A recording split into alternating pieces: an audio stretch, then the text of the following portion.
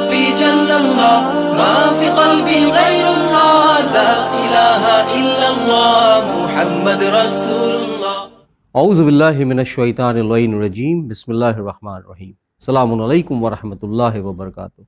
প্রিয় দর্শকবৃন্দ ও শ্রোতা মণ্ডলী, আশা করি আপনারা সবাই ভালো আছেন। তো দর্শকবৃন্দ, আসুন বিনা কোনো ভূমিকায় সরাসরি অনুষ্ঠান শুরু করি।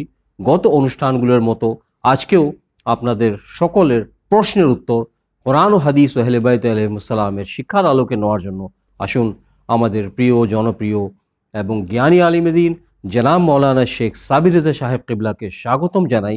আজকের অনুষ্ঠানে আমি মাঝে মাঝে আপনাদের পাঠানো টেক্সট মেসেজ পড়ব এবং মাঝে মাঝে আপনাদের পাঠানো অডিও মেসেজ বা ভয়েস মেল প্লে করার চেষ্টা করব।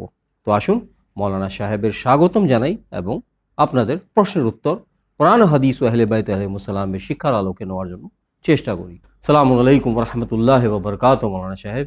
ওয়ালাইকুম আসসালাম ওয়া রাহমাতুল্লাহি ওয়া বারাকাতুহু। মৌলানা সাহেব, আশা করি আমাদের সকল ভাই বোনের, আমাদের শ্রোতাগণ বা দর্শকবৃন্দদের দোয়ায় এবং আশীর্বাদে আপনি ভালো আছেন এবং সুস্থ আছেন। আলহামদুলিল্লাহ, শুকরিল্লাহ। রওশন ভাই, আপনি কেমন আছেন? আমি ভালো আছি মৌলানা সাহেব, আপনার দোয়া আছে এবং আল্লাহ রাব্বুল আলামিনের মেহেরবানি এবং আমাদের সকল দর্শকবৃন্দদেরও আমাদের উভয়ের জন্য দোয়া আছে। দর্শকবৃন্দ, আসুন অনুষ্ঠানের সর্বপ্রথম টেক্সট মেসেজ পড়ি, দেখি কার কি প্রশ্ন বা কার কি ফিডব্যাক। সালামুন আলাইকুম মৌলানা সাবির রেজা সাহেব ও রোশন আলী নাশাদ সাহেব, আমি বৃন্দাবন থেকে তরিকুল ইসলাম বলছি।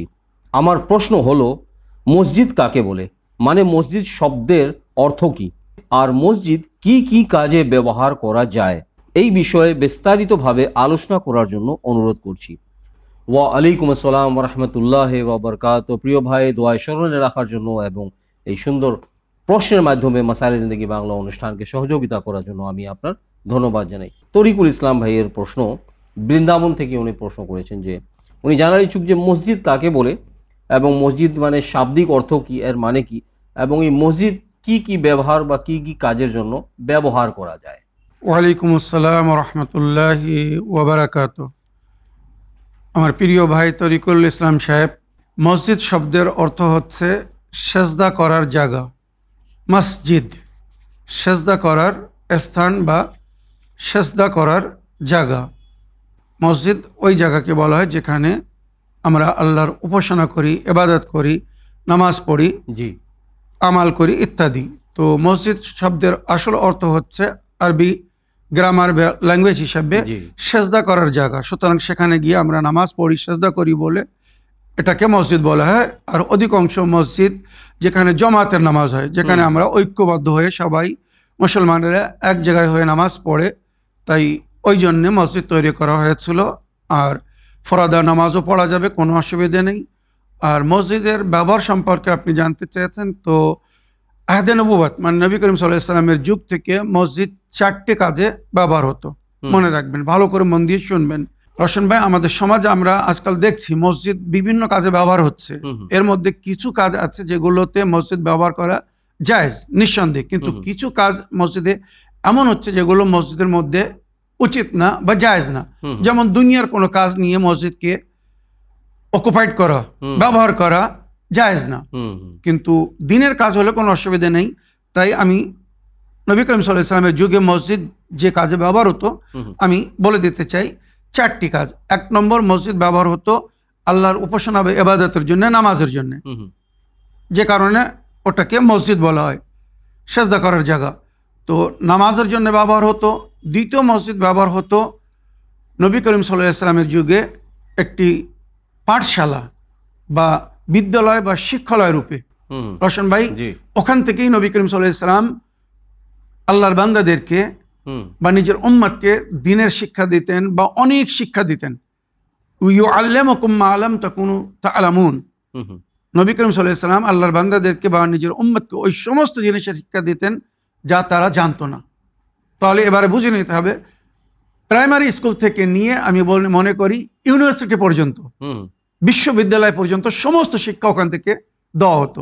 প্রথম নামাজের জন্যে, দ্বিতীয় শিক্ষালয় রূপে বা বিদ্যালয় রূপে ব্যবহার হতো, ওটা পাঠশালা রূপে।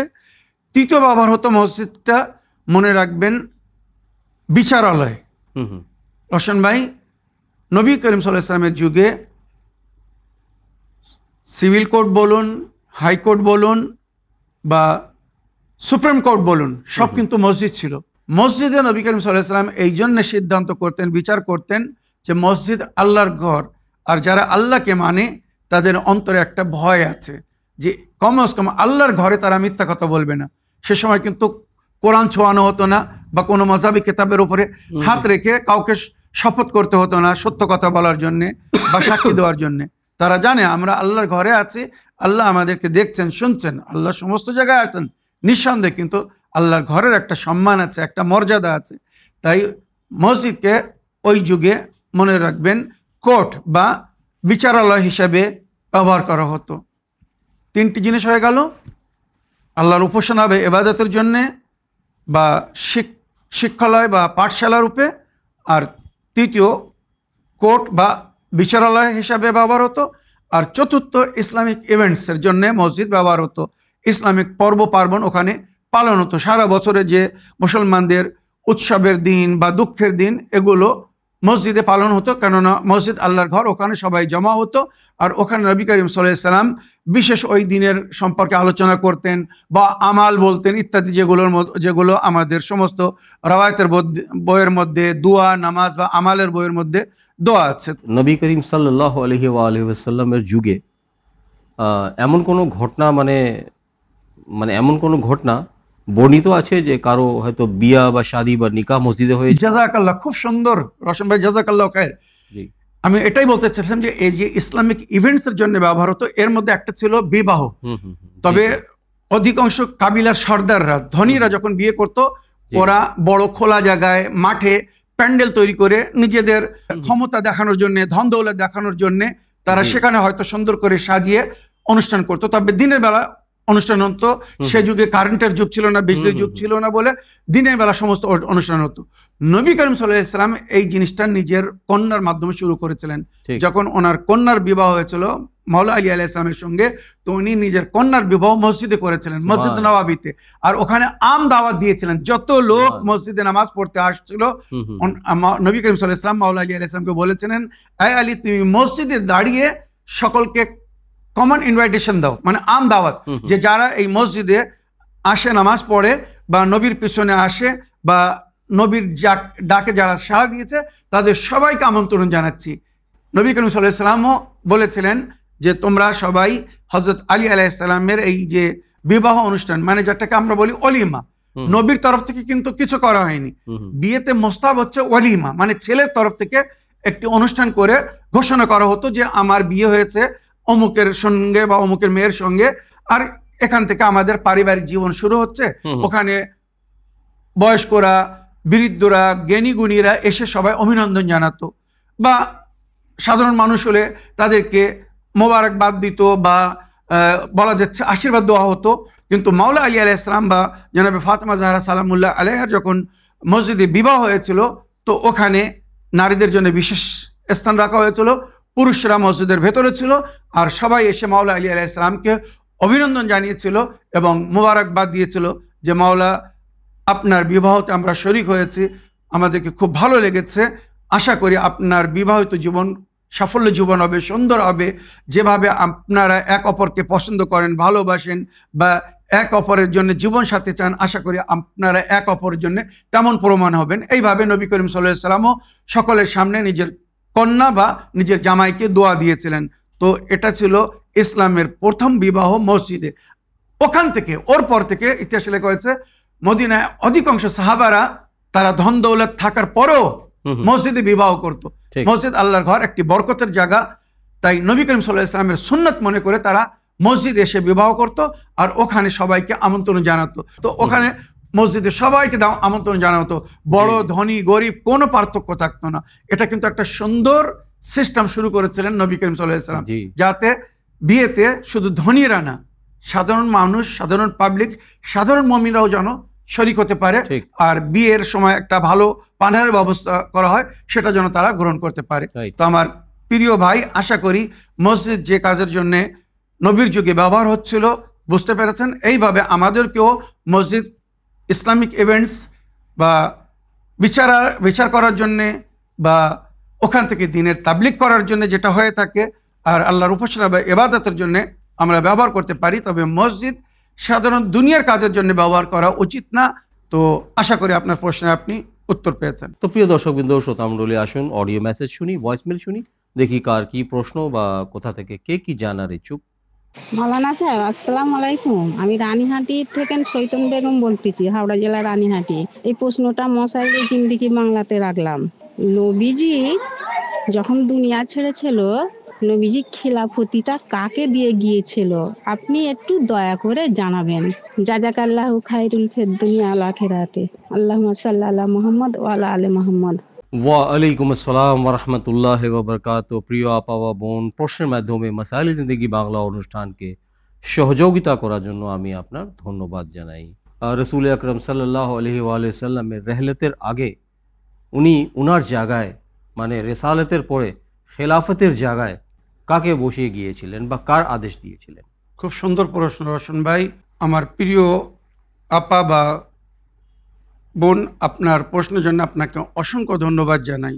এ বিষয়ে আমরা বহুবার আলোচনা করেছি, তবুও একবার সারাংশরূপে আপনার প্রশ্নের উত্তর আমি বলতে চাই।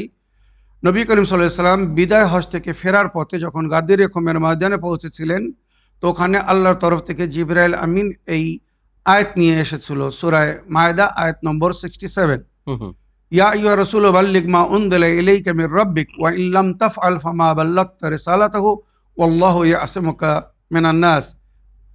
আমার রসুল, আপনি সেই পায়গামকে পৌঁছে দিন যেটি আপনার উপরে এর আগে অবতীর্ণ করা হয়েছে। যদি এই পায়গাম আপনি না পৌঁছে দেন, আপনি রেসালাতের কোনো কাজ করেননি। কত বড় গুরুত্বপূর্ণ বিষয় হতে পারে। ওয়াল্লাহু ইয়াসিমুকা মিনান নাস, আল্লাহ রাব্বুল আলামিন মানুষের আঘাত থেকে বা আক্রমণ থেকে আপনার হেফাজত করবে। এ বিষয়ে আমি বিস্তারিত আলোচনা করেছি যে কাদের ভয় ছিল, কারা আক্রমণ করবে বলছিল, এ সমস্ত ঘটনা আমি বহুবার শুনিয়েছি। সারাংশরূপে বলতে চাই, ওখানে নবী করিম সাল্লাল্লাহু আলাইহি সাল্লাম হযরত আলী আলাইহিস সালামকে ডেকে নিজের পাশে দাঁড় করে বা বাজ রাওয়ায়াত হিসেবে নিজের সামনে দাঁড় করে এইভাবে নিজের উম্মতকে, সাহাবাদেরকে, হাজীদেরকে জিজ্ঞাসা করেছিলেন, আলাস্তু আওলা বেকুম মিন আনফুসিকুম, আমি কি তোমাদের নাফসের উপরে তোমাদের চেয়ে তো বেশি অধিকার রাখি না? আমি কি তোমাদের মাওলা না? আলাস্তু মাওলাকুম, আমি কি তোমাদের মাওলা না? কালু বালা, একসঙ্গে সবাই বলেছিল, অবশ্যই আপনি আমার মাওলা। ইয়া রাসূলুল্লাহ, আপনি আমাদের মাওলা। তখন নবী করিম সাল্লাল্লাহু আলাইহি ওয়াসাল্লাম বলেছিলেন, মান কুনতু মাওলাহু ফাহাদা আলিউন মাওলা। আজ পর্যন্ত আমি তোমাদের মধ্যে যাদের মাওলা ছিলাম, আমার পরে এই আলী তাদের মাওলা। এবারে নবী করিম সাল্লাল্লাহু আলাইহি ওয়াসাল্লামের হাদিস শেষ হয়নি। নবী করিম সাল্লাল্লাহু আলাইহি ওয়াসাল্লাম বহুবার এটা বলেছিলেন, ওয়াল আইম্মাতু বাদি ইসনাই আশার, বা রওয়ায়াত হিসেবে ওয়াল খুলাফা ও বাদি ইসনাই আশার, আমার পরে 12 জন খলিফা হবেন। আউয়ালুহুম আলী ইবনে আবি তালিব ওয়া আখিরুহুম আল মেহদি। প্রথম আমার খলিফা হবে হযরত আলী ইবনে আবি তালিব, আর শেষ খলিফা হবে ইমাম মেহদি আলাইহিস সালাম। মাঝখানে সমস্ত ইমামদের বা নিজের খলিফাদের উনি নাম নিয়েছিলেন ওখানে। হযরত আলী, তারপরে ইমামে হাসান, তারপরে ইমামে হুসাইন, তারপরে ইমামে জাইনুল আবদিন আলাইহিস সালাম, এইভাবে পরস্পর শেষ ইমাম পর্যন্ত সকলের নাম নিয়ে বলেছিলেন যে আমার পরে কিয়ামত পর্যন্ত কারা আমার প্রতিনিধি হয়ে কাজ করবে, কারা আমার উম্মতের অভিভাবক বা ইমাম হবে, কারা আমার উম্মতকে গাইড করবে, কারা আমার পরে আমার খলিফা হবে। সুতরাং যখন ওখানে হযরত আলী আলাইহিস সালামের খেলাফতের ঘোষণা করেছিলেন, সঙ্গে সঙ্গে আয়াত এসেছিল, আল ইয়াউমা আকমালতু লাকুম দীনাকুম ওয়া আতমামতু আলাইকুম নি'মাতি ওয়া রাদিতু লাকুমুল ইসলামা দীনা। আজ আমি তোমাদের জন্য দিনকে পরিপূর্ণ করলাম, নেয়ামতকে সমাপ্ত করলাম, আর তোমাদের জন্য এই দিনে ইসলামকে আমি পছন্দ করলাম।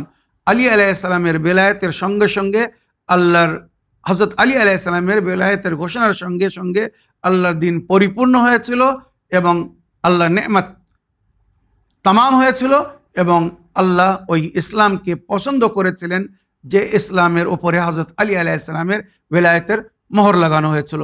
তো এখানে একটা জিনিস ক্লিয়ার হয়ে গেল যে নবী নিজের জীবনে নিজের খেলাফতির ঘোষণা করে গিয়েছিলেন যে ওনার পরে ওনার জায়গায় কে বসবে বা ওনার দায়িত্ব কে বহন করবে। অনেক সময় আমরা বাস্তব নিয়ে যখন বলি তখন উম্মাত জিনিসটা বোঝার চেষ্টা করে। রওয়ায়াত তো তারা শুনে আসছে কিন্তু তারা মানছে না। আমি একটা উদাহরণ দিয়ে বলি, আপনাদের গ্রামের মসজিদে একজন ইমাম আছে, সে যখন সফরে যায়, কোথাও বাইরে যায়, সে মসজিদে দাঁড়িয়ে নামাজিদেরকে এইভাবে বলে যায় যে আমি কালকে সফরে যাচ্ছি, তোমরা যাকে ইচ্ছা ইমাম বানিয়ে তার পিছনে নামাজ পড়বে। রসম ভাই, কোনো দায়িত্বশীল ব্যক্তি ইমাম এমন করবে বা করে যে আমি সফরে যাচ্ছি, আমি কিছুদিনের জন্য ছুটিতে যাচ্ছি, তো আমার পেছনে তোমরা যাকে ইচ্ছা তাকে ইমাম বানিয়ে তার পিছনে নামাজ পড়ে নিও? না, কখনো এমন বলে না।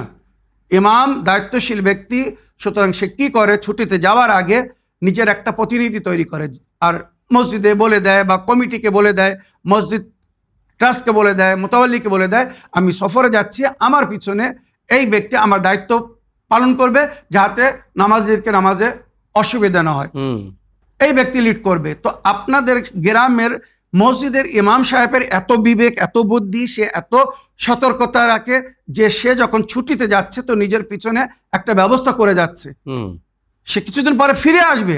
আর এখানে নবী করিম সাল্লাল্লাহু আলাইহি ওয়াসাল্লাম সারা জীবনের জন্য যাচ্ছেন, পর্দা নিচ্ছেন, আর নিজের পিছনে কোনো খেলাফতের ঘোষণা করে যাননি, কাউকে দায়িত্ব দিয়ে যাননি, বলে যাননি যে আমার পরে কে খলিফা হবে, কে আমার দায়িত্ব পালন করবে, কে তোমাদের নেতৃত্ব দেবে। নবী এইভাবে নিজের উম্মতের ওপরে ছেড়ে গিয়েছিলেন, যেটা আমার মুসলমান ভাইরা বলতে চায়। নবী নাকি নিজের উম্মতের ওপরে দায়িত্ব দিয়েছিলেন, 6 জনের কমিটি তৈরি করেছিল উম্মত ওই জন্যে যে তোমরা মিলে যাকে ইচ্ছা আমার জায়গায় বসিয়ে দিও আমার খলিফা রূপে, আর সে তোমাদের নেতৃত্ব দেবে। ইসলামিক ইতিহাসে আজ পর্যন্ত আমরা কোথাও পাইনি, হযরত আদম নবী থেকে নিয়ে শেষ নবী পর্যন্ত, যে কোনো নবী নিজের পিছনে নিজের উম্মতকে এইভাবে বলেছিল যে আমার পরে তোমরা যাকে ইচ্ছা আমার জায়গায় বসিয়ে আমার খলিফা তৈরি করে তার পিছনে চলো, তার কথা মেনো। এটা কখনো হয়নি। সুতরাং এটা তৈরি করা হয়েছিল আমাদের নবীর পরে। আমাদের নবী নিজের জীবনে হযরত আলী আলাইহিস সালামকে নিজের প্রতিনিধি বা নিজের খলিফা করে গিয়েছিলেন। তাই নবীর পরে আমরা সরাসরি হযরত আলী আলাইহিস সালামকে ওনার প্রতিনিধি বা ওনার খলিফা বা আমাদের ইমাম বলে আমরা গ্রহণ করে থাকি, মেনে থাকি, যেটা কোরআন ও হাদিস থেকে প্রমাণিত। দর্শকবৃন্দ, আসুন আর একটি টেক্সট মেসেজ পড়ি, দেখি কার কি প্রশ্ন বা কোথা থেকে কে কি জানার ইচ্ছুক। আসসালামু আলাইকুম, কুচবিহার থেকে বলছি, নাম প্রকাশে অনিচ্ছুক। আমি একজন 27 বছরের মেয়ে, আমার বিয়ের প্রায় 18 মাস হলো। আমার স্বামীর বয়স 31 বছর। বিয়ের 6 মাস পর পেটে বাচ্চা আসে, কিন্তু 2 থেকে 2.5 মাসের মধ্যে নষ্ট হয়। ওইরূপ একইভাবে 6 মাস পর আবার পেটে বাচ্চা আসে, আবার 2.5 থেকে 3 মাসের মাথায় নষ্ট হয়। ডাক্তারি পরামর্শ ও চিকিৎসা চলছে। প্রতিবেশীরা পরামর্শ দিচ্ছে যে কবিরাজ মানে ঝাড়ফুঁককারীদেরকে দেখাতে হবে। এই রকম সমস্যার মধ্যে আছি, কি করা যায়? আর একটি প্রশ্ন, বাড়িতে দালচিনির গাছ রাখা কি ভালো? উত্তরটি মাসাইল জিন্দগিতে শুনতে চাই। ওয়া আলাইকুম আসসালাম ওয়া রাহমাতুল্লাহি ওয়া বারাকাতুহু। আপনার প্রশ্নের মাধ্যমে মাসাইল জিন্দগি বাংলা অনুষ্ঠানকে সহযোগিতা করার জন্য আমি আপনার ধন্যবাদ জানাই। মানে মিসক্যারেজের ঘটনা, ঠিক আছে, আগে আপনি প্রশ্ন শুনলেন। আবার ওনার শেষ প্রশ্ন হচ্ছে যে কি বাড়িতে দালচিনির গাছ কি লাগানো ভালো না মন্দ? ওয়ালাইকুম আসসালাম রহমতুল্লাহি ওয়া বারাকাতুহু।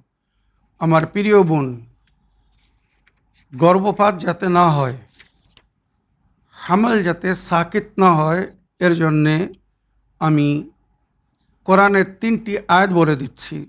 এবার যখন আপনি গর্ভবতী হবেন, আল্লাহ রাব্বুল আলামিন আপনার গর্ভে যখন সন্তান দান করবে, তো যাহাতে মিসক্যারেজ না হয় বা গর্ভপাত না হয়, আপনি সূরা রাদ 13 নম্বর সূরা আয়াত নম্বর 8 প্রথম থেকে 9 মাস পর্যন্ত এটা প্রতিদিন ফরজ নামাজের পরে পড়তে থাকবেন। 100% আমার বিশ্বাস গর্ভপাত হবে না যদি গর্ভে একবার সন্তান এসে যায়। আল্লাহু ইয়ালামু মা তাহমিলু কুল্লা উনসা ওয়া মা তাগীদুল আরহাম ওয়া মা তাজদাদ ওয়া কুল্লু শাইইন ইনদাহু বিমিকদার। এই আয়াতটি এছাড়া সূরায়ে হজের আয়াত নম্বর 5, 22 নম্বর সূরা হজ আয়াত নম্বর 5 এর শেষ অংশটা যদি পড়েন, বিয়ের জন্য পড়তে বলা হয়েছে। আর প্রথম থেকে যদি শেষ অংশ পর্যন্ত পড়েন তো বিয়ের পরে যে গর্ভে সন্তান জন্ম নেয় কিভাবে তার জিকির হয়েছে। তো এই আয়াতটাও পুরো পড়বেন, সূরায়ে হজ আয়াত নম্বর 5। আর ওইরূপ সূরায়ে আনআম 6 নম্বর সূরা বর্তমান সূচি বা তালিকা হিসাবে, আর 59 নম্বর আয়াত, যে আয়াতটি আমরা গোফাইলা নামাজে পড়ে থাকি, মগরিব এশার মাঝখানে একটি নামাজ উল্লেখ হয়েছে। ওই নামাজ যদি আপনি এবং আপনার স্বামী পড়েন তো ইনশাআল্লাহ আপনাদের সংসারে সুসন্তান জন্ম নেবে। আর আশা করি 100% আমার বিশ্বাস মিসকরাজ হবে না। তো এই আয়াতটি কমসে কম প্রতিদিন একবার অবশ্যই পড়বেন। ওয়া ইনদাহু মুফাতিহুল গায়ব লা ইয়ালামুহা ইল্লা হুয়া ওয়া ইয়ালামু মা ফিল বাররি ওয়াল বাহর ওয়া মা তাসকুতু মিন ওয়ারাকাতিন ইল্লা ইয়ালামুহা ওয়ালা হাববাতিন ফি যুলুমাতিল আরদ ওয়ালা রাতাবিন ওয়ালা ইয়াবিসিন ইল্লা ফি কিতাবিম মুবিন। এই 3টি আয়াত যদি আপনি প্রতিদিন পড়েন, আশা করি 100% আমার বিশ্বাস মিসক্যারেজ হবে না, গর্ভপাত হয়ে যাবে না। খুব শান্তিপূর্ণভাবে সুষ্ঠুভাবে আপনি আপনার ছেলে বা মেয়েকে জন্ম দিবেন। আল্লাহ যেটা দান করবে তার উপরে সন্তুষ্ট থাকবেন, রাজি থাকবেন এবং খুশি হবেন, ছেলে হোক আর মেয়ে। আশা করি আপনার প্রথম প্রশ্নে আপনি উত্তর পেয়েছেন। এবারে আপনার দ্বিতীয় প্রশ্ন ছিল বাড়িতে ডালচিনির গাছ লাগানো যাবে কিনা বা রাখা যাবে কিনা। অতি উত্তম, ডালচিনির অনেক উপকার বলা হয়েছে, সুতরাং এই গাছটা আপনি বা যে কেউ বাড়িতে লাগাতে পারে। আশা করি আপনার উভয় প্রশ্নের আপনি উত্তর পেয়েছেন। দর্শকবৃন্দ, আসুন আরেকটি ভয়েসমেল শুনি, দেখি কার কি প্রশ্ন। আসসালামু আলাইকুম, আমি রমজান মল্লিক, বলপাই, খানাকুল, হুগলি। মৌলানা সাহেব, সাবির ভাই, রওশন আলী ভাই আমার সালাম লিবে, আমার জন্য দোয়া করবেন। আমি একটা প্রশ্ন করছি যে আমার খাজা গরিব নামাজ যে আসছিল 90,000 মানুষকে মুসলিম করেছে, তো খাজা গরিব নামাজ আসার আগে এই 90,000 মানুষ কি করত এইটা একটু জানাবেন। যদি জানান খুব ভালো হবে, শুনলে খুশি হব। তো মাসালায়ে জিন্দেগিতে দিবেন। আসসালামু আলাইকুম ওয়া রাহমাতুল্লাহ বরকাতুহু। ওয়া আলাইকুম আসসালাম ওয়া রাহমাতুল্লাহি ওয়া বারাকাতুহু। প্রিয় রমজান ভাই, আপনার সুন্দর প্রশ্নের মাধ্যমে মাসাইল জিন্দেগি বাংলা অনুষ্ঠানকে ফলো করার জন্য আমি আপনার অন্তর থেকে ধন্যবাদ জানাই। আমাদের অনেক বলা যায় পুরনো একজন দর্শক, অনেক আগের দর্শক। আপনার যখন সোলো প্রোগ্রাম ইসলামিন বাংলা শুরু হয়েছিল, আমি মনে করি তখন থেকে ইনি আপনার অনুষ্ঠান ফলো করছেন। রমজান ভাই ফলো করছিলেন। জি জি, মাঝখানে জানি না কি কারণে উনি প্রশ্ন করা ছেড়ে দিয়েছিলেন বা করছিলেন না, এখন মাঝে মধ্যে করছেন। যাই হোক, আল্লাহ ওনার হেদায়েত করবেন। জি, রমজান ভাইয়ের প্রশ্ন যে খাজা গরিব নওয়াজ বেদিন যারা ছিল তাদেরকে দ্বীনে ইসলামের মধ্যে অন্তর্ভুক্ত করেছিলেন। তো অ্যাকচুয়ালি উনি যে সংখ্যাটা বলেছেন এই সংখ্যাটা বলাটা ঠিক না, কারণ সংখ্যাটা বেশিও হতে পারে, কমও হতে পারে। জি জি জি, ঠিক আছে। তো উনি এই বিষয়ে জানার ইচ্ছুক মৌলানা সাহেব। ওয়ালাইকুম আসসালাম ওয়া রাহমাতুল্লাহি ওয়া বারাকাতুহু। আমার প্রিয় রমজান ভাই, আপনি জানতে চেয়েছেন যে খাজা গরিব নওয়াজ রহমতুল্লাহ আলাইহি যখন উনি ভারতে এসেছিলেন, আমাদের দেশে এসেছিলেন, তখন ভারত, পাকিস্তান, বাংলাদেশ, এই নেপাল, এই সমস্ত এলাকায় একটা দেশ ছিল। তখন কিন্তু এই 3টে বা 4টে আলাদা আলাদা দেশ ছিল না। তো এখানে বলা হয়েছে উনি যখন এখানে এসেছিলেন তো অধিকাংশ মানুষরা সে সময় কুফর শিরকের মধ্যে ছিল। গরিব নওয়াজ রহমতুল্লাহ আলাইহি যখন উনি এখানে আসলেন তো উনি নিজের চমৎকার দেখিয়ে, নিজের কেরামতি দেখিয়ে বিশেষ ব্যক্তিদেরকে আল্লাহর দিকে আকর্ষিত করেছিলেন। ঘটনা গরিব নওয়াজের চমৎকার বা ওনার মোজেজা বলুন, সাধারণ ভাষায় আমি এর আগে উল্লেখ করেছি যে উনি কিভাবে কি দেখিয়েছিলেন, কাদেরকে কি দেখিয়েছিলেন। এক জায়গায় কিছু লোক বসে আগুনের সামনে তারা প্রার্থনা করছিল। তো গরিব নওয়াজ তাদেরকে জিজ্ঞেস করলেন, তোমরা এটা কেন করছো? তো তাদের উত্তর ছিল, আমরা আগুনকে রাজি করছি যাতে আমাদেরকে পরকালে না পড়ায়, ওই জন্যে এর উপাসনা করছি বা এর সামনে প্রার্থনা করছি। ওখানে গরিব নওয়াজ তাদেরকে বললেন, ঠিক আছে, তোমরা আঙুল দাও, হাত দাও আগুনে, যদি না পড়ায় আমি মেনে নেবো, তোমরা ঠিক বলছো, তোমরা সঠিক উপাসনা করছো বা ইবাদত করছো, তারা হাত দিতে সাহস করছে না, বলছে এ আগুন আমাদেরকে পুড়িয়ে ফেলবে। তখন গরিব নওয়াজ বললেন, এতদিন ধরে তোমরা এর উপাসনা করছো, তারপরেও তোমাদের মনে এই ভয় যে আগুন তোমাদেরকে পুড়িয়ে ফেলবে, তাহলে এর উপাসনা করে তোমরা কি লাভ করছো? বরং তার উপাসনা করো যে এই আগুনকে সৃষ্টি করেছে। যদি সে না চায় আগুন তোমাদেরকে পোড়াতে পারবে না। ওখানে উনি জানাবে ইব্রাহিম নবীর ঘটনা শুনিয়েছিলেন যে বড় আগুন তৈরি করেছিল নমরুদ, ইব্রাহিমকে জ্বালানোর জন্যে সেই আগুনে ফেলেছিল, কিন্তু আল্লাহ চায়নি বলে আগুন তাকে পোড়াতে পারেনি। সুতরাং তোমরা সেই আল্লাহকে মানো আর আল্লাহর কথা মেনে চলো। আল্লাহ তোমাদের জন্য যে দিন বা ধর্ম দিয়েছে সেটাই ফলো করো, সেই শান্তির দিনকে ফলো করো, তোমরা জাহান্নামের আগুন থেকে মুক্তি পাবে। সুতরাং এইভাবে উনি নবীর দিনের প্রচার করেছিলেন। আর আপনি যে ফিগার বললেন, যেমন রওশন বললেন, এর চেয়ে তো অনেক বেশি লোককে উনি ইসলামের অন্তর্ভুক্ত করেছিলেন বা নবীর দিনের অন্তর্ভুক্ত করেছিলেন। তো আশা করি আপনার প্রশ্নে আপনি উত্তর পেয়েছেন। দর্শক বিন্দু, আসুন আরেকটি টেক্সট মেসেজ পড়ি, দেখি কার কি প্রশ্ন বা কোথা থেকে কে কি জানার ইচ্ছুক। সালামুন আলাইকুম, মাসাইলি জিন্দগি বাংলা, নাহার বলছি বাংলাদেশ থেকে।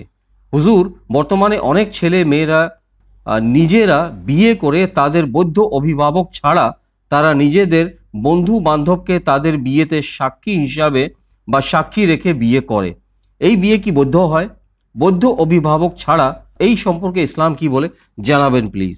ওয়া আলাইকুম আসসালাম ওয়া রাহমাতুল্লাহি ওয়া বারাকাতুহু। প্রিয় আপা বা বোন, দোয়ায় সঙ্গে রাখার জন্য এবং প্রশ্নের মাধ্যমে মাসাইল জিন্দেগি বাংলা অনুষ্ঠানকে সহযোগিতা করার জন্য আমি আপনার ধন্যবাদ জানাই। মৌলানা সাহেব, আমাদের নিয়মিত দর্শক নাহার আপার প্রশ্ন যে আজকাল যুগে দেখা যায় যে মানে বৈধ অভিভাবক ছাড়া, মা বাবা ছাড়া বা বৈধ অভিভাবক ছাড়া আজকাল যুগে মানে ছেলেরা মেয়েরা নিজের বন্ধু বান্ধব ফ্রেন্ড সার্কেলদেরকে নিয়ে কোর্ট ম্যারেজ বা অনেক সময় মৌলানা মুন্সিদেরকে নিয়েও এরা মানে সাক্ষী রেখে এরা বিয়ে পড়ে। এটা কি বৈধ বিয়ে হবে? এক নম্বর। আরেকটি প্রশ্ন, এটা ডিফারেন্ট, কোহে কাফ কাকে বলে এবং এই কোহে কাফ কোথায়, এই বিষয়ে উনি জানার ইচ্ছুক। ওয়ালাইকুম আসসালাম রহমতুল্লাহ ওবরাকাত। আমার প্রিয় বোন নাহার আপা, আপনি দুটো প্রশ্ন করেছেন। প্রথম প্রশ্ন, অভিভাবকের অনুমতি ছাড়া, যাকে শরিয়াতের ভাষায় ওয়ালি বা গার্জেন বলা হয়েছে, বাপ এবং দাদাকে বলা হয়েছে, মাকে কিন্তু ওলি বলা হয়নি। হ্যাঁ, বাপ এবং দাদা যদি না থাকে সেক্ষেত্রে সম্মান হিসেবে মায়ের অনুমতি নিতে বলা হয়েছে, বা বড় ভাই বা গার্জেন মানে যে লালন পালন করে। মনে করুন কোনো কন্যাকে যদি কেউ অ্যাডপ্ট করে নেয়, মানে কোল নেয়, তো সে হবে তার ওয়ালি বা অভিভাবক। তো শরিয়তে ইসলামে বলা হয়েছে বিয়ের সময়, নিকাহের সময় ওয়ালির অনুমতি অনিবার্য। ওয়ালির অনুমতি ছাড়া বিবাহ শরিয়াতে জায়েজ না। মনে রাখবেন, এটা সকলের জন্য। আর পুরো মুসলিম সমাজে একটাই জিনিস প্রচলিত বা শরিয়াতের হুকুম এটাই, বিয়ের সময় বাপ নইলে দাদার অনুমতি নিতে হবে, আর নইলে যে লিগাল গার্জিয়ান বা অভিভাবক তার অনুমতি নিতে হবে। এবারে শরিয়াতে দুটো বা তিনটে ক্ষেত্রেতে অনুমতি দেওয়া হয়েছে বিনা ওলির অনুমতি বিবাহ হতে পারে। এক নম্বর, হয়তো উভয় পক্ষ মানে কন্যা এবং ছেলে এমন জায়গায় তারা নিজের মাতা পিতার সঙ্গে যোগাযোগ করতে পারছে না, কিন্তু বিয়ে অনিবার্য। যদি তারা হয়তো বিয়ে না করে তো হারামে লিপ্ত হয়ে যাবে। তো শরিয়ত সেক্ষেত্রে অনুমতি দিয়েছে, মজবুরিতে তারা আপোষে বিয়ে করতে পারে, লিগ্যাল প্রসেসের মাধ্যমে যেভাবে সিগা জারি করে বিয়ে করতে হয়। দ্বিতীয়, মাতা পিতা মানে যেটাকে আমরা বলি গার্জিয়ান বা বাপ দাদা বেঁচে নেই, মারা গিয়েছেন, তো সেক্ষেত্রে বিনা অলির অনুমতিতে বিয়ে করা জায়েজ হবে। আর তৃতীয় বলা হয়েছে মাতা পিতা বা গার্জিয়ান যাদেরকে বলা হয়েছে বাপ দাদা বেঁচে আছেন, কিন্তু এক নম্বর যেমন বললাম তাদের কাছে পৌঁছানো সম্ভব হচ্ছে না, আর দ্বিতীয় পৌঁছানো হয়তো সম্ভব হতে পারে কিন্তু তারা ওই বিয়েতে রাজি না। রোশন ভাই, এটা কিন্তু খুব গুরুত্বপূর্ণ, এটা ঘটছে। মানে বাপ বা দাদা ওই বিয়েতে রাজি না, কিন্তু ছেলে মেয়ে এক অপরের যোগ্য। শরীয়ত বলছে এখানে ছেলে মেয়ে যদি এক অপরের যোগ্য হয়, মানে কফ যাকে বলা হয়েছে, এটা শরীয়তের ভাষায় কফ মানে এক অপরের যেন যোগ্য হয়, মানে দিনদার এবং জিম্মেদার, এই যে শর্ত রাখা হয়েছে, এই দুটি শর্ত ইসলামে রাখা হয়েছে। ছেলে বা মেয়ে দিনদার এবং জিম্মেদার যদি হয় তো তাদের মধ্যে বিয়ে দিয়ে দাও। এবারে দেখা যাচ্ছে যেটা আমাদের সমাজে আজকাল ঘটছে, দুই পক্ষ মানে ছেলে আর মেয়ের পক্ষর মাযহাব আলাদা। রওশন ভাই, এই যে কারণে কিন্তু অনেক সময় দেখা যাচ্ছে একজন মনে করুন শিয়া জাফরি আর অন্য আরেকজন সুন্নি, ওইরূপ একজন হানাফি একজন হাম্বলি, একজন মালিকি একজন শাফি, একজন দেওবন্দি একজন বারেলভি। রওশন ভাই, এগুলো আমরা দেখছি সমাজে, কিন্তু একজন আহলে হাদিস ওয়াহাবি একজন অন্য, মানে ওয়াহাবি আহলে হাদিস না, এই জন্যে এক অপরকে মেয়ে দিচ্ছে না, মানে সম্পর্ক করছে না, যে আমার মযহাবের না, সুতরাং সেখানে মুসলমান হওয়ার পরেও কিন্তু বিয়ে হচ্ছে না। তো শরীয়ত বলছে এক্ষেত্রে যদি এমন পর্যায় হয় আর ছেলে মেয়েরা মনে করে যে আমরা এক অপরের জন্য যোগ্য বা কফ, তো ওখানে যদি মাতা পিতা রাজি না হয় সেক্ষেত্রে তারা যদি সাবালক, শরীয়ত বলেছে সাবালক মানে বালেগা বা রশিদা, মানে তারা যেন নিজের ভালো মন্দ নিজেরা জানে বা বোঝে, সেক্ষেত্রে তারা ওলির অনুমতি ছাড়া বিয়ে করতে পারবে। আয়াতুল্লাহ সিস্তানি দামাজুল্লাহ আলী ওনার বই তৌজিল মাসাইলে এ বিষয়ে বিস্তারিতভাবে উনি আলোচনা করেছেন যে যদি অনুমতি নেওয়া সম্ভব না হয় বা মাতা পিতা বা গার্জেন যদি মারা যায়, আর তৃতীয় বলা হয়েছে যদি ওনারা যোগ্য হওয়ার পরেও যদি অনুমতি না দেয়, মানে দুজনা এক অপরের যোগ্য, এক অপরের জন্য একদম পারফেক্ট, কিন্তু তারপরেও কোনো কারণে যদি মাতা পিতা রাজি না হয়, সেক্ষেত্রে ছেলে মেয়েরা নিজেদের পছন্দ মতো মানে শরীয়তের যে প্রসেস বিয়ের, সেই প্রসেসের মাধ্যমে তারা যদি বিয়ে করতে চায় বিয়ে করতে পারবে। আশা করি আপনার প্রথম প্রশ্নে আপনি উত্তর পেয়েছেন। এবার আপনার দ্বিতীয় প্রশ্ন ছিল কোহে কাফের সঙ্গে, কোহে কাফের সম্পর্কে। তো কোহে কাফ না, ওটা কোহে কাহেফ, যার জিকির কোরআনের মধ্যে হয়েছে সূরা কাহেফের মধ্যে, ওই গুফার মধ্যে আসহাবে কাহেফ আছে, যেখানে আমি নিজেও গিয়েছি, এটা এখনো বন্ধ করা আছে। ওখানে ওই গুফার মধ্যে নাকি জিনেরাও বসবাস করে, যেটা কোরআনে সূরা জিনের মধ্যে উল্লেখ হয়েছে, ওটাকে কোহে কাহেফ বলা হয়, কোহে কাফ না। আশা করি আপনার উভয়ের প্রশ্নে আপনি উত্তর পেয়েছেন। দর্শকবৃন্দ, আসুন আর একটি ভয়েসমেল শুনি, দেখি কার কি প্রশ্ন বা কোথা থেকে কে কি জানার ইচ্ছুক। আসসালামু আলাইকুম মৌলানা সাহেব, আমি রানীহাটি থেকে বলতেছি, হাওড়া জেলা রানীহাটি থেকে বলতেছি। মাসাইলে জিন্দিগি বাংলা, আমার সাবির ভাই যান, আমার রওশন রানী নওশাদ ভাই, আপনারা দুজনেই ভালো থাকুন, সুস্থ থাকুন, আল্লাহ পাক আপনাদেরকে ভালো রেখে দিন। আপনার কাছে আমার একটা আর্জি, যেই থেকে জান্নাতের চাবি বইটা উঠেছে আপনারা দিয়েছেন টিভিতে, সেই থেকে বইটা সংগ্রহ করবার জন্য অনেক দিক দিয়ে করতেছিলেন, ট্রাই করতেছিলেন, আপনাকেও ফোন করেছিলেন যে বইটার দাম কত। বইটার দাম আপনি বললেন 110 টাকা, এবারে চার্জ খরচা আছে।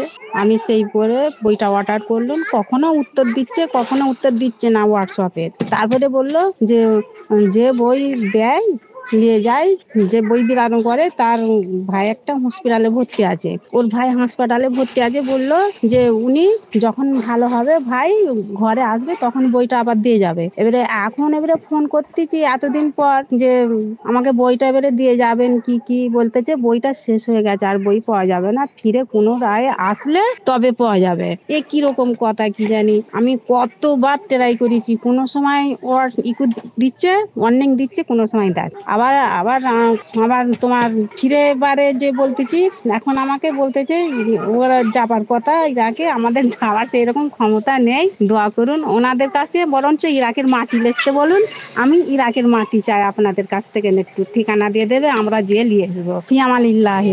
ওয়ালাইকুম আসসালাম ওয়া রাহমাতুল্লাহি ওয়া বারাকাতুহু। প্রিয় আপা বা বোন, প্রশ্নের মাধ্যমে মাসাইলে জিন্দেগি বাংলা অনুষ্ঠানকে সহযোগিতা করার জন্য আমি আপনার ধন্যবাদ জানাই।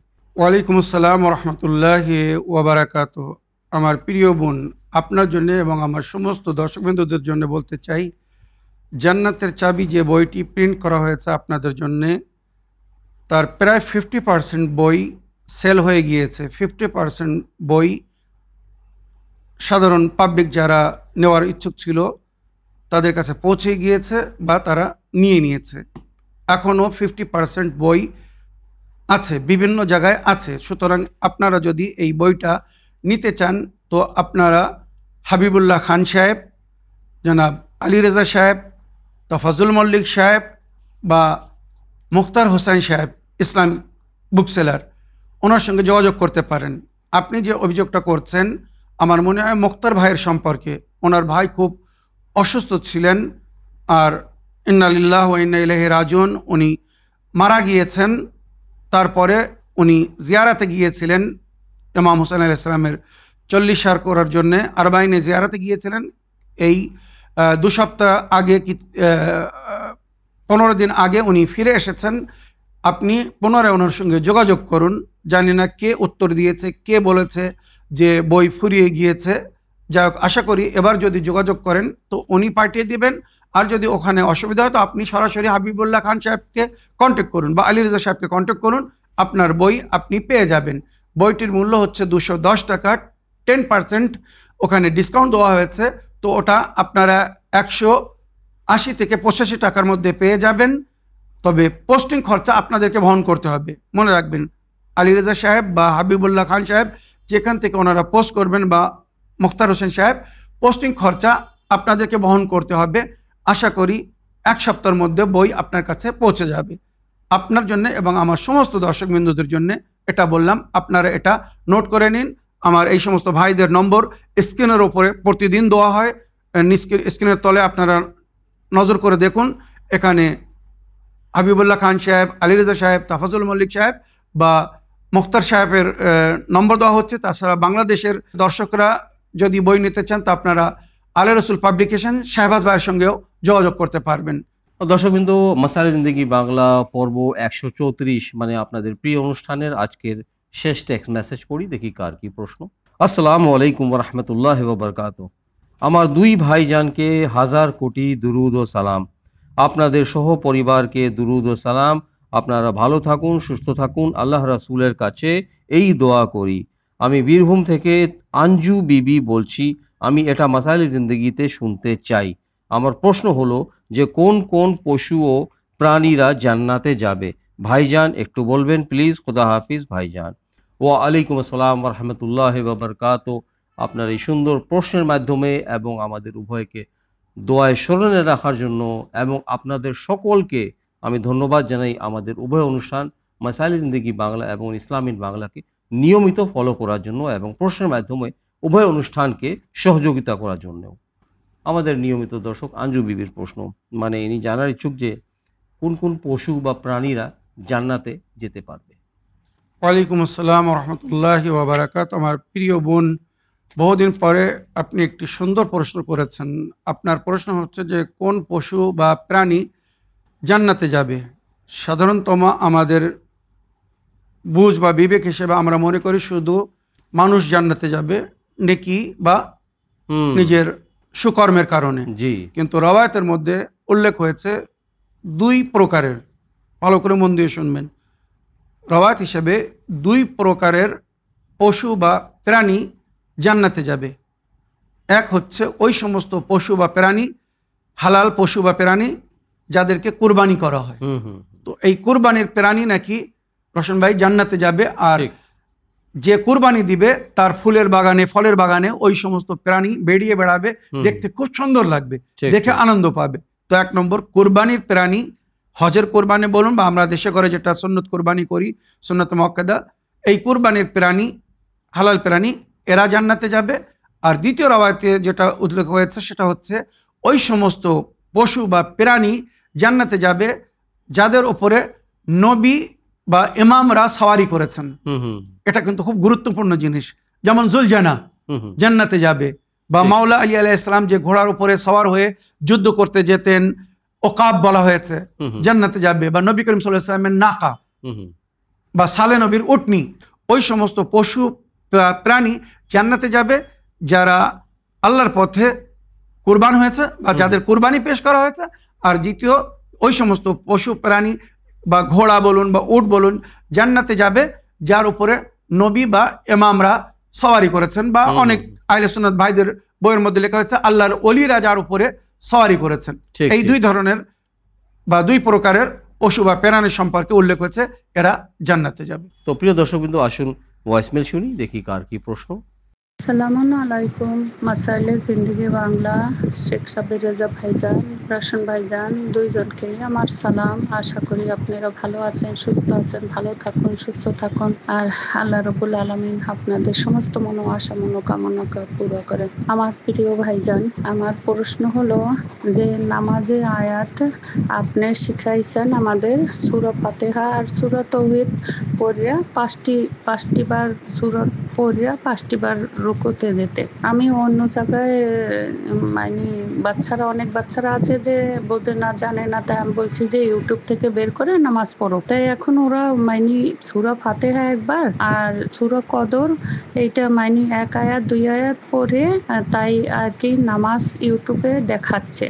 সেটা আমাদের শিয়া ভাইয়ে কেউ দেখাচ্ছে। হ্যাঁ, তাই ওই নামাজটা কি ঠিক হয়েছে ভাইজান? এই ব্যাপারে যদি বলতেন তাহলে উপকৃত হতাম। কেননা অনেক বাচ্চারা আছে, অনেক সময় বোঝাতে হয়, তার জন্য আজকালকার দিনে তো আপনি জানেন যে ইউটিউব থেকে বের করে অনেকে দোয়া পড়ে, অনেকে কোরআন তেলাওয়াত করে, সবকিছু করে। এর জন্য আর কি ওই ইউটিউব থেকে আমি বললাম যে ইউটিউব থেকে দেখে তাই একবার দুবার দেখে তারপর ওইভাবে পড়ো। তাই আমাকে এইভাবে বললো। তাই আমরা তো পড়ছি একবার সূরা ফাতিহা, একবার সূরা তাওহীদ। তাই এই ব্যাপারে যদি আপনি একটু বলতেন তাহলে উপকৃত হতাম ভাইজান। কেননা নামাজটা ঠিক হয়েছে কি না ওইটা আর কি ডাউট ছিল।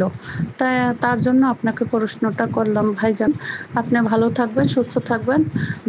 দুই ভাইকেই আমার দুরুদ ও সালাম। খোদা হাফেজ, পেমানে। ওয়ালাইকুম আসসালাম ওয়া রাহমাতুল্লাহি ওয়া বারাকাতুহু। প্রিয় আপা, সর্বপ্রথম অন্তর থেকে আপনার ধন্যবাদ জানাই আমাদের উভয়কে প্রায় বা সদায় এবং আজকেও দোয়ায় স্মরণে রাখার জন্য, এবং প্রায় আপনার প্রশ্নের মাধ্যমে উভয় অনুষ্ঠানকে প্রশ্নের মাধ্যমে সহযোগিতা করার জন্য। আমাদের নিয়মিত দর্শক মৌলানা সাহেব, সময় সীমিত হওয়ার জন্য আমি প্রশ্নটা রিপিট করব না, অনুরোধ করব যে আপনি সরাসরি যদি উত্তর দেন তাহলে ভালো। জাযাকাল্লাহ।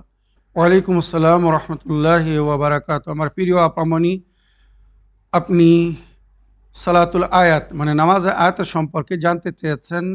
এই নামাজটি দুইভাবে উল্লেখ হয়েছে, একটি ইনশর্ট আর একটি লং মানে বিস্তারিতভাবে। তো আমি যেটা পড়েও দেখিয়েছি বা বলেছি, সালাতুল আয়াত 2 রেকাত নামাজ, প্রতি রেখাতে 5টি রুকু, প্রথম রেখাতে এবং দ্বিতীয় রেখাতে 5টি রুকু। আর রুকুতে যাওয়ার আগে সূরা আলাম আর তার সঙ্গে অন্য আরেকটা সূরা পড়তে বলা হয়েছে। প্রথম আপনি নিয়াত করে সূরা আলাম পড়লেন, আর একটা সূরা পড়লেন, আল্লাহু আকবার বলে রুকুতে যাচ্ছেন। রুকু থেকে উঠে আবার সূরা আলাম পড়লেন, আর একটা সূরা পড়লেন, আবার রুকুতে যাচ্ছেন। আবার উঠে দাঁড়িয়ে আবার সূরা আলাম পড়লেন, আর একটা সূরা পড়লেন, রুকুতে যাচ্ছেন। আবার উঠে সূরা আলাম পড়লেন, অন্য একটা সূরা পড়লেন, রুকুতে যাচ্ছেন। আর একবার উঠে সূরা আলাম পড়লেন, অন্য আরেকটা সূরা পড়লেন, শেষ রুকুতে যাচ্ছেন। প্রথম রেখাতে শেষ রুকু, পঞ্চম রুকুতে যাচ্ছেন। তারপরে উঠে আল্লাহু আকবার বলে বা সামি আল্লাহু লিমান হামিদা, আল্লাহু আকবার বলে এবারে আপনি সেজদা যাচ্ছেন। এইভাবে দ্বিতীয় রেখাতেও মনে রাখবেন আমাদেরকে উভয় রেখাতে 5 বার রুকু করতে বলা হয়েছে। আর প্রতি রুকুর আগে আলহামদা সূরা আর অন্য একটা পরিপূর্ণ সূরা পড়তে হবে। একই সূরা যদি আপনারা রিপিট করতে চান, মনে করুন আলহামদার সঙ্গে সূরা কুল আল্লাহ পড়তে চান, পড়তে পারবেন, কোনো অসুবিধা নেই। এটা হচ্ছে ফুল মানে পরিপূর্ণভাবে নামাজ পড়ার নিয়ম।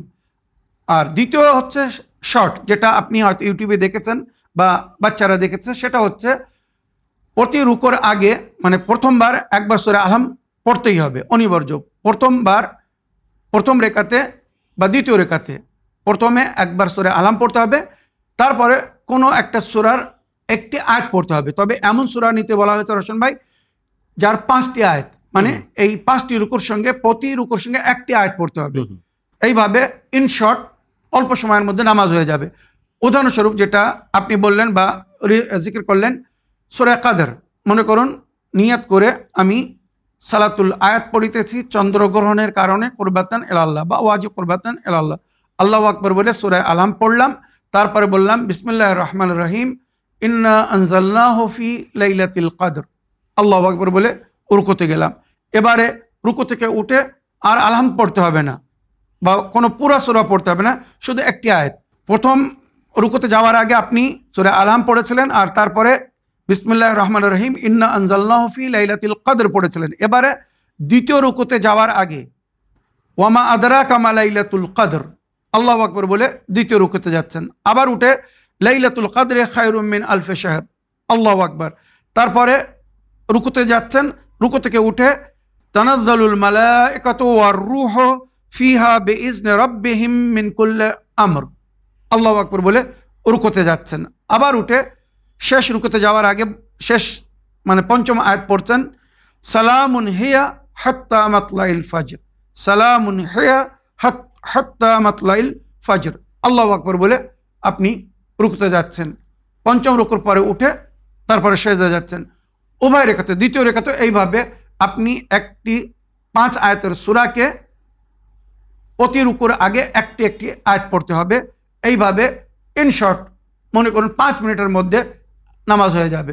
তো এটাও মানে অনুমতি দেওয়া হয়েছে, বা তৌজিউল মাসাইল বা সমস্ত মাসলা মাসাইলের বইয়ের মধ্যে এভাবেও নামাজ উল্লেখ হয়েছে, একটি বিস্তারিত আর একটি শর্ট অ্যান্ড সুইট। প্রিয় দর্শক বিন্দু, আসুন অনুষ্ঠানের শেষ অডিও মেসেজ শুনি, দেখি কার কি প্রশ্ন।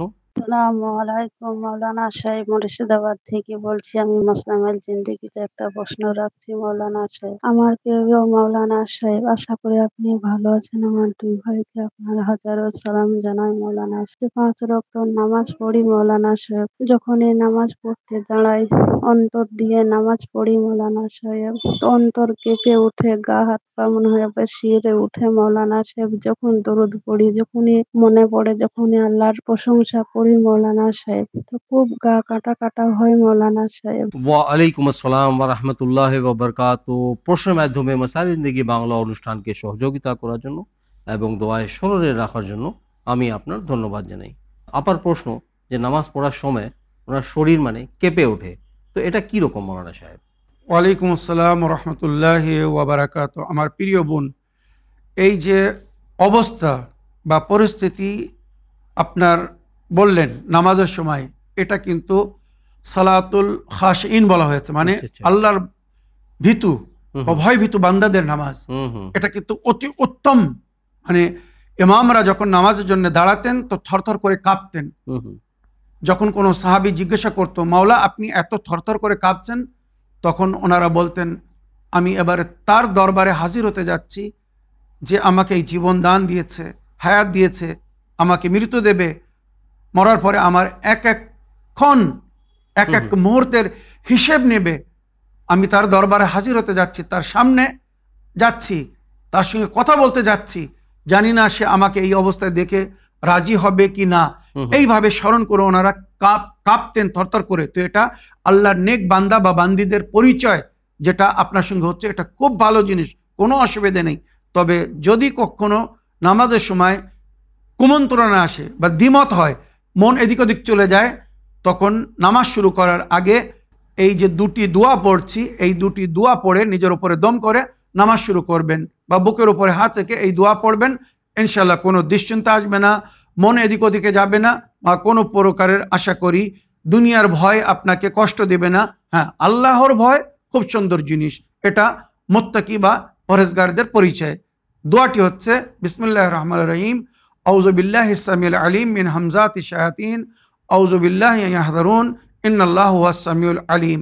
আর যেটি ইমামে জাফর সাল্লাল্লাহু আলাইহি সাল্লাম বলেছেন, শয়তানের আক্রমণ, দুশ্চিন্তা, ওয়াসওয়াসা বা অনেক অনেক সময় মনে একটা ভয় আসে, এর থেকে মুক্তি পাওয়ার জন্য বুকের উপরে হাত রেখে এইভাবে বলবেন, আল্লাহুম্মা সাররিহনি মিনাল হুমুমি ওয়াল গুমুম ওয়া ওয়াহশাতিস সাদরে ওয়া ওয়াসওয়াসাতিশ শায়তান বিফাদলিকা ইয়া আরহামার রাহিমিন।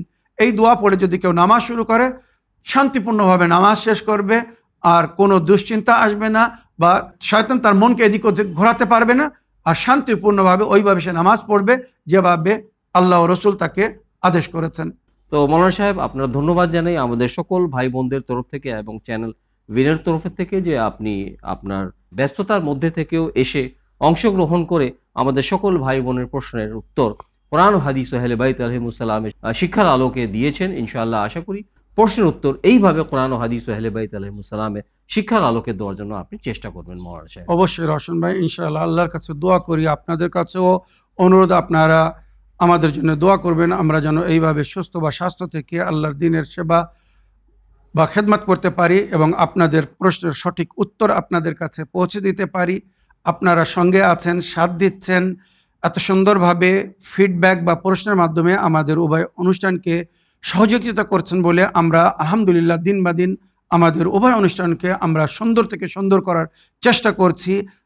মাসালে জিন্দেগি যখন আমরা শুরু করেছিলাম হয়তো এত ফিডব্যাক পাইনি, জি কিন্তু আজ আলহামদুলিল্লাহ সাপ্তাহিক এই একটি অনুষ্ঠান আমার মনে হয় আমাদের যে সোলো প্রোগ্রাম জি জি 6 দিন হয় হুম হুম তার চেয়ে তো বেশি গুরুত্ব দিয়ে শুক্রবারের দিনের এই অনুষ্ঠানটা সবাই আগ্রহের সঙ্গে দেখছে, শুনছে জি, জি। এবং ওনারা ফিডব্যাক বা প্রশ্নের মাধ্যমেও সহযোগিতা করছেন। আশা করি এইভাবে আপনারা নিজের মতামতের মাধ্যমে বা কমেন্টস বা ফিডব্যাক এবং প্রশ্নের মাধ্যমে আমাদের উভয় অনুষ্ঠানকে সহযোগিতা করতে থাকবেন। শর্ট অ্যান্ড সুইট উত্তর নেওয়ার জন্য মাসালে জিন্দেগিতে প্রশ্ন রাখবেন, আর কোনো বিষয় যদি বিস্তারিত জানার ইচ্ছা থাকে বা বিস্তারিত উত্তর চান সে সময় আপনারা আমাদের সোলো প্রোগ্রাম ইসলামের বাংলায় প্রশ্ন রাখবেন। প্রিয় দর্শকবৃন্দ, শ্রোতা মণ্ডলী, তো ইনশাআল্লাহ আগামী অনুষ্ঠানে আপনাদের সকলের সঙ্গে আবার সাক্ষাৎ হবে নতুন নতুন প্রশ্ন নিয়ে, নতুন নতুন মাসলা মাসাইল নিয়ে। তো আজকের অনুষ্ঠান শেষ করার জন্য আপনাদের সকলের কাছে অনুমতি চাই। শুকরিয়া ও ধন্যবাদ। সালামুন আলাইকুম ওয়া রাহমাতুল্লাহি ওয়া বারাকাতুহু। حسبي ربي جل الله ما في قلبي غير الله لا إله إلا الله محمد رسول الله